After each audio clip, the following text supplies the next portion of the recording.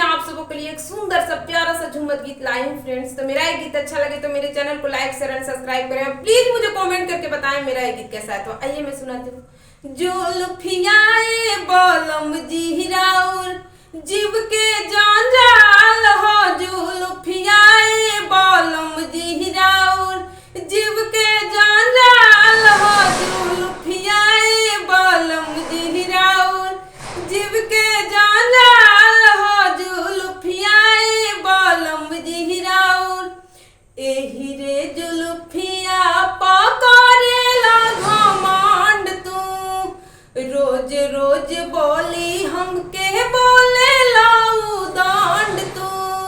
एही रे जुल्फिया पकड़ेला घमंड तू,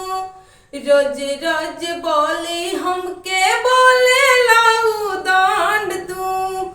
हमर जिंदगिया जियल कैले बाड़ काल हो, जुल्फियाए बलम जीराउर जीव के जंजाल हो, जुल्फियाए बलम जीराउर जीव के जंजाल हो, जुल्फियाए बलम जीराउर एही रे जुल्फिया पलड़ की पटावेला, आधी आधी रतिया के फन से बतियावेला, एही रे जुल्फिया पलड़ की पटावेला,